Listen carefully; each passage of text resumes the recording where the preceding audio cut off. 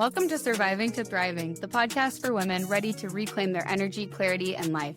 I'm Dr. Rachel Yeager, and I know what it's like to feel exhausted, overwhelmed, and stuck. Here, we go beyond quick fixes to explore the science and soul of healing, covering stress resilience, brain reset, hormone balance, nervous system support, and connecting with your intuition.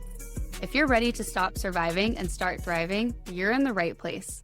Let's dive in.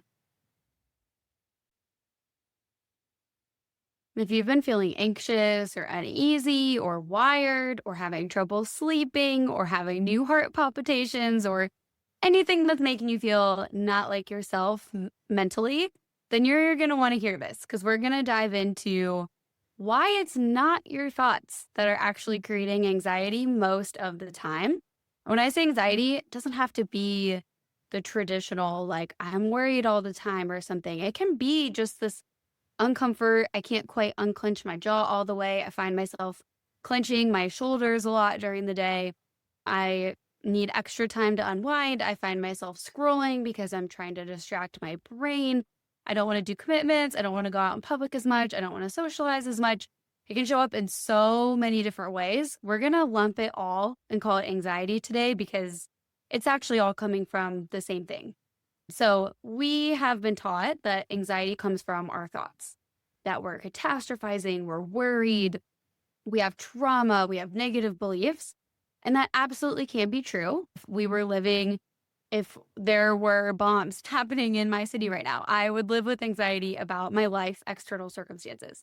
But if we're having huge reactions to something like just needing to do random life things, or if things are feeling really scary and you're feeling super anxious and it's not just tied to your life circumstances, which is the case for most people, then I actually see that anxiety starts in the body. And it's hard to tell, right? Because if you are anxious coming from your body and your cells, then you do overreact and you do get anxious about things. So like, for example, when I've had physical induced anxiety, then I also felt more anxious about going to the dentist, which is something I only medium love, or having a job interview or something like that. So then we just think, oh, I must just be an anxious person because I'm worried about those things more. And for me, I had the contrast of knowing what I felt like grounded and baseline before I had that anxiety set in. So I knew very clearly that it wasn't coming from my mind. But if this is something you lived with your whole life, it might be a little bit harder to suss that out. But especially in sensitive, high-functioning people, anxiety shows up a lot. And it is often coming from a biochemical process in the body. The thoughts actually come after the body is already stressed. You're anxious about committing to that vacation because you don't know if you'll enjoy it because you don't feel good, not just because you're worried about murderers or something. And if you are worried about murderers, maybe it's because your brain is a little more amped up because your body is already amped up. So in those cases where it is coming from our body, doing therapy alone, like just therapy and not other things, journaling, meditation, affirmations, it can feel like you're fighting your own nervous system because you think your anxiety is coming from your mind. You're trying to regulate your mind and override your mental processes and change what's going on in your mind and change your thoughts. But it's really hard for an anxious brain to change its own thoughts. So we're taught that we need to do this whole mindset approach and how we talk to ourselves and what our mind says and stuff. If we shift that, then we're going to feel better. What I have found is that when I support and fix the things that were my root causes physically of anxiety, then I actually didn't have negative self-talk and I didn't have all these things that we associate with anxiety. So here are some clues that your anxiety might be coming from physiology. So if it comes out of nowhere, you're just having a fine day and suddenly your heart races, your chest tightens, or you feel like a wave of dread. If it's worse in the morning or between meals, that could be a blood sugar or cortisol thing. If it's worse at certain times of the month, fluctuates with your cycle, ovulation, your luteal phase, whatever. If it improves when you change something physical, like you eat, you rest, you lie down, that's metabolic support. And if your thoughts don't match your life, like nothing's really wrong, so you're like, why am I anxious? And there's a lot of other things that can cue us in. Those are probably some of the top ones. So what's actually happening in the body? So physiological anxiety can come from so many different things.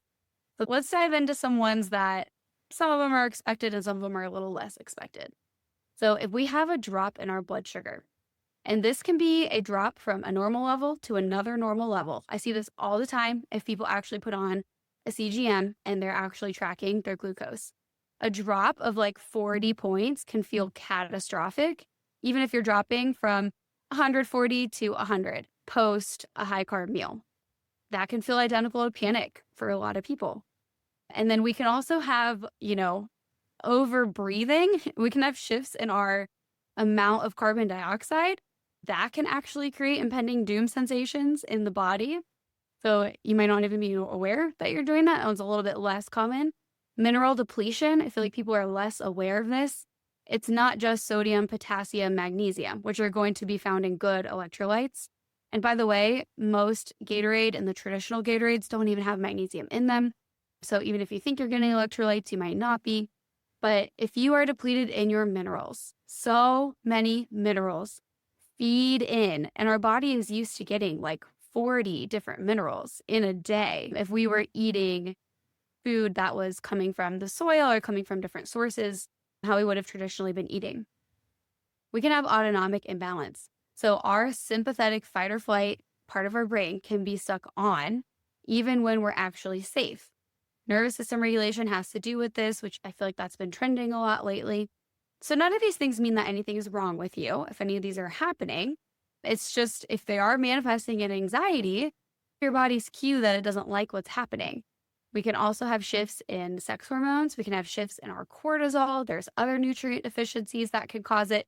If we have inflammation in our gut or we have some bad bully bacteria overgrowing in our gut, we have a very strong gut-brain connection, and our gut makes a ton of our serotonin and other brain chemicals. So that one can have a super, super strong tie. And just to give some personal examples of when I've had my most severe anxiety in my life, number one was when I was living in a moldy apartment and I didn't know it. The mold caused SIRS, which is this chronic inflammatory response in the body. As a response to that threatening biotoxin, my body started getting dysautonomia. So I got POTS, I got all of these awful symptoms. It was so uncomfortable. And I also at the same time had a surge of Lyme, and then I had COVID, and there was so much going on. Every time one of those things would happen, I would get the same anxiety spells again. And it has a terrible impending doom sensation. You feel so heavy. And so that's a really big sign that this is probably physical for you if it's something like that happening for you. Another time is after I took a really high cortisol herb. So I took a lot of licorice root for something else. And actually, it wasn't even that much. My body's just really sensitive. And I ended up having basically like a post-steroid kind of picture because cortisol is really increased by taking this licorice root the same way it could be if you took steroids, if you were taking them after a surgery or an autoimmune flare or something like that. And so because of that, I had a huge drop in my potassium. And it made my full body feel really heavy like lead. And I got this awful doom feeling. And when my potassium would be super low, if I would drink coconut water, because it's super high potassium, and it would get it right up again really quickly, then my anxiety would suddenly go away. So it was really clear that was the cause and the effect. After C. diff, every single time that I've had a recurrence, I have had really bad anxiety, doom feeling, couldn't sleep because of this wired feeling. And it would feel like someone was injecting me with adrenaline. My heart rate, even though I was laying down, trying to go to sleep, not thinking about anything, just my body's so tired, wanting to sleep, but my brain was just doing its own thing. And my resting heart rate, which is usually 60s when I'm trying to sleep, was 140 on its own, which makes my body feel like it's out for a run. So really hard to sleep during that. So that had a lot of really high anxiety feelings with it. And then other things that have happened, if there's like big stressors, or if I've been having something that's taxing my system, like the flu, or if I wasn't able to sleep really well for a long time because I'm traveling, I felt a little of it pop up. If my autoimmune conditions are flaring, and I'm feeling that heat and inflamed feeling in the body, or if my joints are really hurting and I feel like I'm having just more of that achiness in my body, that often correlates with that anxiety feeling for me because it's coming from inflammation. And another sign that inflammation is affecting my brain is the same days that I get the anxiety, I often have brain fog. So there's a lot of things you can start to pay attention to with your picture and start to tease them apart. You might get like a wired feeling, or you might get heart palpitations and notice that your heart rate is really fast. You might get chest tightness. And because these things are coming from a physiological cause, it's not like you're thinking about something and then this happens. This is something that your body is doing as a response to inflammation or another trigger that's happening on a cellular level.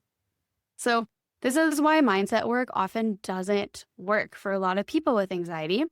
People can be somewhat mistaken into thinking that their anxiety must have been psychological if getting on an SSRI or another medication helps them. But I would like to differentiate that a little bit. If we're just being affected by life circumstances, and so we want to get on some low-dose Lexapro or something to help us through, that's one thing. If we are having other things happen in our body, like we're having other symptoms, or it seems like it's always happening at a certain time of day, regardless of the activity that you're doing, whatever it is, then there's a real possibility that if you're feeling better on the medication, that's coming from the anti-inflammatory effects of the meds. Pretty much all of our mental health meds are anti-inflammatory in the brain. They also help balance and raise certain brain chemicals. So I would like to point out like what was causing your brain chemicals to be imbalanced in the first place. Were you having gut dysbiosis, so you were making less serotonin? So when you got more serotonin from your SSRI, you suddenly felt better. Were you having brain inflammation from something like Lyme? And so when you got your brain inflammation lowered from starting the med, you felt better. There's a lot of studies coming out finally about how different conditions in the body cause brain inflammation, and different conditions can even be associated with more severe mental health presentations like schizophrenia and bipolar disorder. It's all coming down to brain inflammation. Our brain is just an organ in our body. It is so tied into the rest of our body. So when your anxiety is physiological, meaning coming from the physical functioning of your cells, coming from a biochemical, physical level, telling yourself to calm down is telling someone who's super low blood sugar to stop shaking. That's a bodily response. You can't just mental mind think your way out of that. It's a biological signal. So this is why so many people feel broken even after therapy or doing a lot of self-help.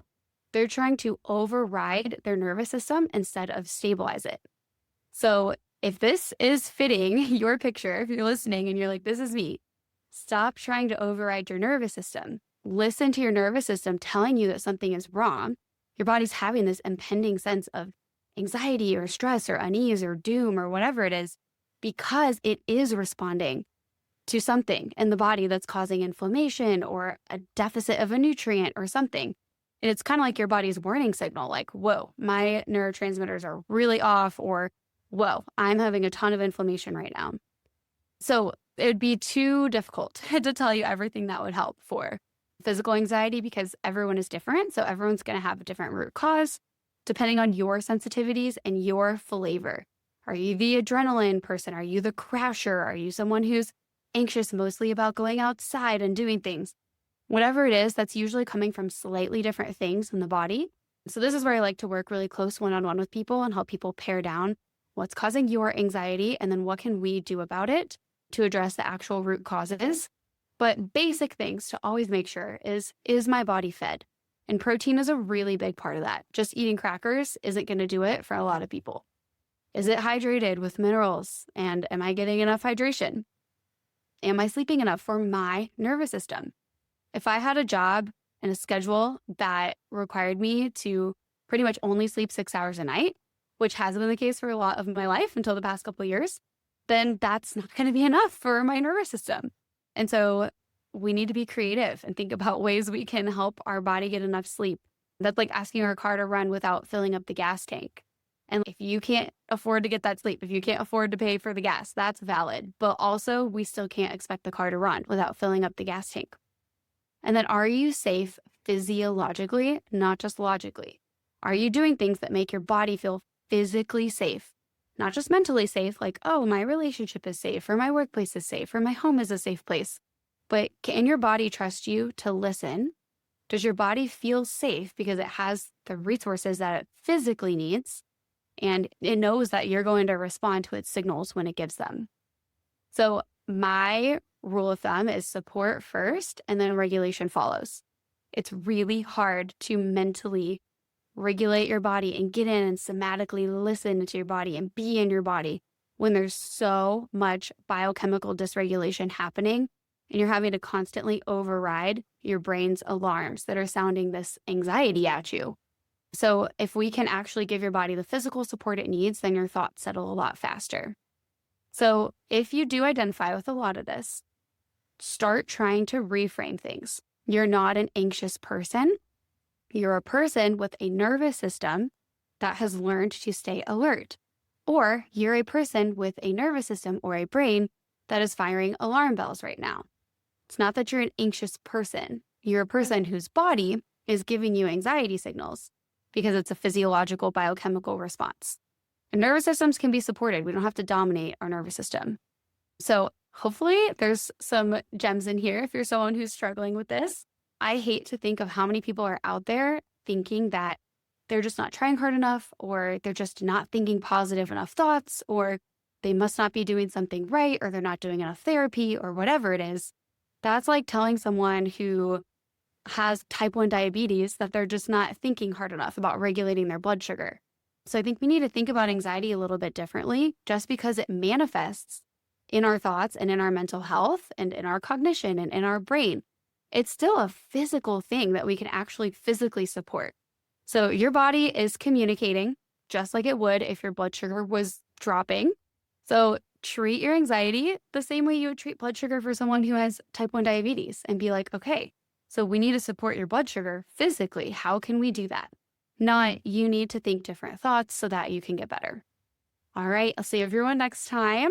This is kind of like our, kickoff for the new year. I'm going to be focusing a lot more on mental health.